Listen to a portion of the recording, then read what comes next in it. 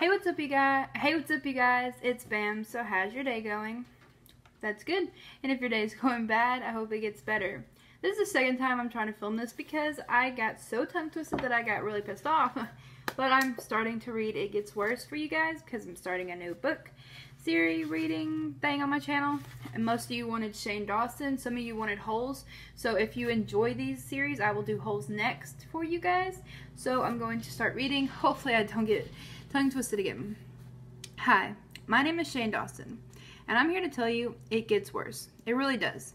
The problems you have as a kid will seem ridiculous when you get older because bigger and worse problems will come along. But you will learn to deal with them easier as you grow up. Or, like me, you'll just stop giving a shit. So yes, it gets worse. But you know what gets better? Your tolerance for bullshit. When I was a kid, I remember bad haircuts feeling like the end of the world. You would go into a salon with a picture of NSYNC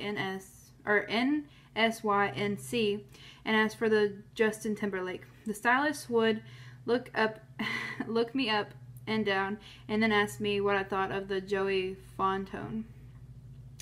As an adult, when I get a bad haircut, it doesn't even faze me. You know why? Because I'm just happy to have hair in the first place. Every man in my family was bald by 30, and I only have 3 more years to go. I have to enjoy this mane while I got it. I can only pray that in a few years I'll have enough hair to pull off a Joey Fantone. Shit, at this point, I could take a Chris Kirkpatrick, I think that's how you say it, and not bitch about it. I also remember how big of a deal it was when people at school bullied me or called me names. I was called fat, ugly, gay, mama's boy, albino, man tits, and once in a while rape baby. I don't quite understand that one, but then again, I kind of do. Little did I know that nowadays the first thing that pops up when you Google my name is Shane Dawson is dead. I mean, that's way past an insult. It means thousands of people have typed into their Google browser asking if I'm alive. My young self probably wouldn't have handled that, but at my age now, I really don't care. That's the point I'm getting at. I'm getting mad about things when... What's the point of getting mad about things when we all just get closer to death every day? Or, if you're like me, maybe you're already dead and you just don't know it yet. In this book, you will get to know even more about me than you did in my last book, I Hate My Selfie. Mainly because I learned so much more about myself since writing it.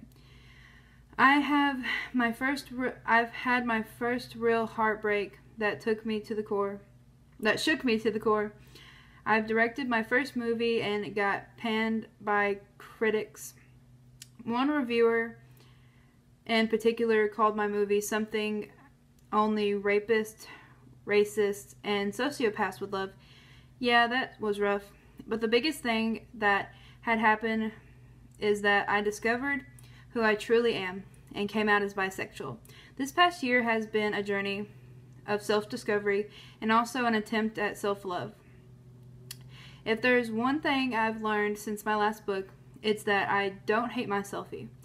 I just have moments of really being annoyed by him, and that's okay. So sit back, grab a Diet Coke. Hey, we're all gonna die anyways, right? And enjoy the stories that I am about to tell you. Just a warning, some of them might offend you and some of them might make you feel sick. But one thing is for sure, all of them will make you realize that even when it gets worse, there's still something to laugh about. And I find that pretty damn comforting. Shane Dawson. 2 a.m. I'm just going to show you the little pictures in here when I get to them. This one's called 2 a.m. I've always felt different from the other boys in my family. My oldest brother Jacob had a different girlfriend every month when we were growing up. And my other brother Jared had posters of supermodels all over his walls. The only poster of a girl I had in my room was of Queen Latifah. And that's because I wanted to be her. To be her, like it was capitalized. She was so powerful, so tough, like a bull. I wasn't the manliest boy, and I definitely stood out in family portraits. My brothers would wear baseball hats and have scraped knees from wrestling in the backyard. And I would have on a tie-dyed shirt with a fanny pack, the earliest onset arthritis. I don't know what that word is. Arthritis. From braiding my mom's hair every day. I was very skilled when it came to French braid. They used to call me Red Lobster because the fishtails I was serving were on point. I remember my brother Jared sitting me down when I was 5 years old and asked me a question that would be repeated throughout my childhood and into adulthood. Jared: Shane, can I ask you something? Me: is this about the pee in your closet? Because I told you who did it. I peed in my family member's closet in the middle of the night till I was 13. It's actually kind of disturbing, and I should probably look into that. I'm sure I'm a psychopath. Jared: no. Are you gay? Gay? I didn't even know what that meant. The only time I had heard of that word was on TV when someone was using it as an insult. I didn't know what it meant, but I knew I didn't want to be it. No. I ran to my room and locked the door. I curled up into my pillow and tried to forget about what just happened. Luckily, before long I heard the two words that could make me forget about anything unpleasant. Mom: pizza's here. When I was in kindergarten, I had my first crush, and should I say first crushes. I walked into school with my hair slicked back and a Ninja Turtle lunch pail that was metal and super heavy. My mom wanted me to have a heavy lunch pail so I could protect myself with it. Even she knew I was a bully's wet dream. With my big dorky glasses and my 40-year-old bank teller man hair, I was just asking to get the shit beat out of me. I walked into class and I took a look around. My eyes stopped on what was the most beautiful girl I had ever seen in my 5 years of living. She had long blonde hair and eyes that were so blue they looked like mirrors facing the sky. Her skin was soft and pale, and her outfit was perfectly coordinated to keep her from looking even paler. Wait, maybe I'm gay. Oh well. I walked up to her and tried to introduce myself, but before I could, a boy with spiked gelled hair and a douchebag face swooped in to steal my thunder. It was that moment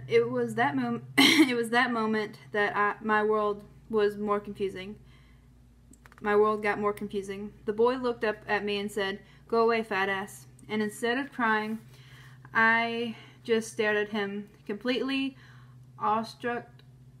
All the feelings I had for the girl I started having for the boy. Now that I think of it, there's probably some darker issues going on there considering he verbally abused me. But that's besides the point. I sat down at an open desk and started to panic.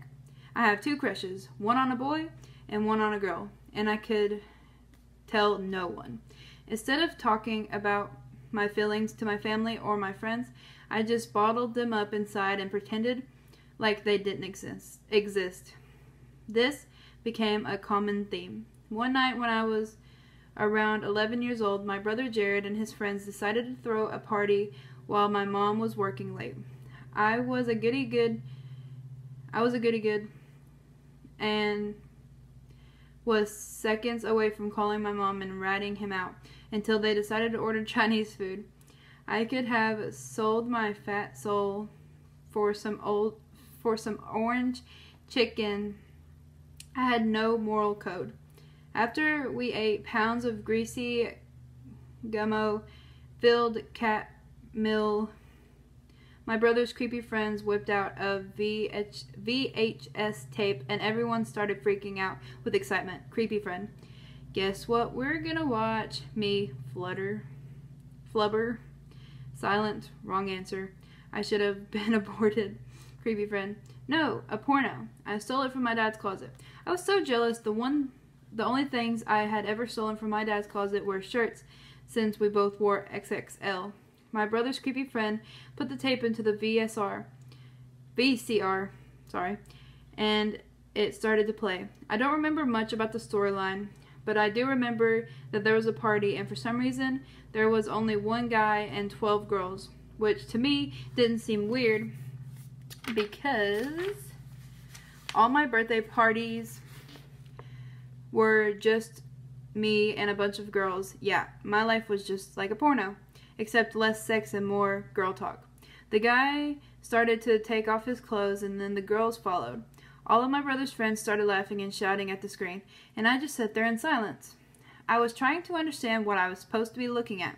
I wanted to look at the girls, but I wanted to look at the guy. I was turned on by everything, and I was terrified by that.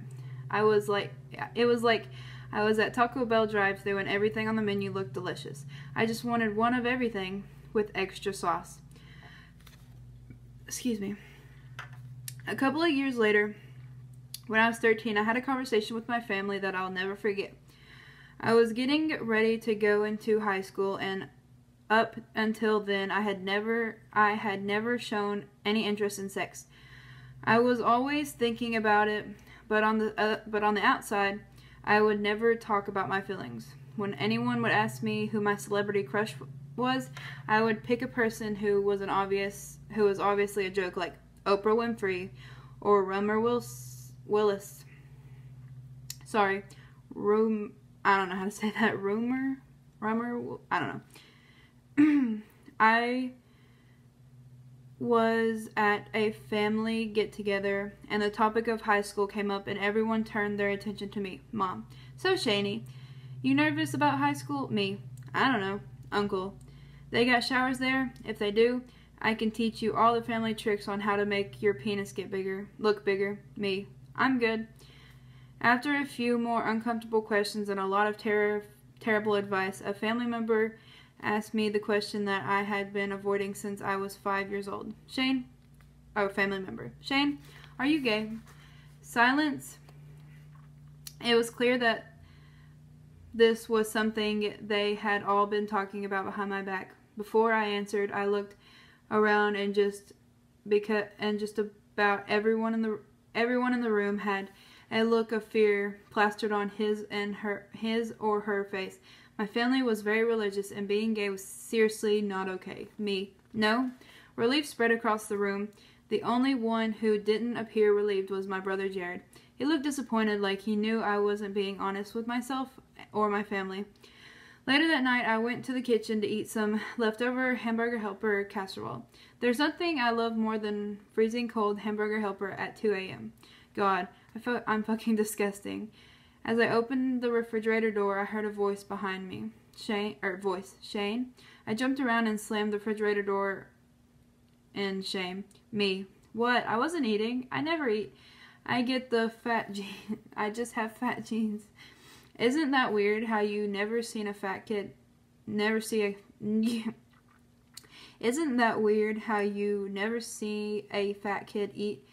We always do it in private, as if we are fooling anyone. How sad. As my eyes started adjusting to the darkness of the kitchen, I just saw that it was Jared. Jared, hey man, can we talk about something? Me. Seriously, I have no idea who peed in your closet, but if you want, I'll help you look for them. It's most likely the same asshole who keeps eating the Hamburger Helper in the middle of the night. That sick fuck. Jared, no. It's about what happened earlier today. And I'm going to leave it there for a little suspense, and you're not going to know what happens next. So, we are now on page 12. So, yeah. I'm sorry if I'm a slow reader and you would be like reading way past what I've already read, but yeah. So we're on page 12. So I hope you enjoyed this first episode. Next episode we will see what they're going to talk about, which we already kind of know. But I hope you guys have a good rest of your day or night, and I'll catch you back here probably tomorrow if I want to read this again. So, bye!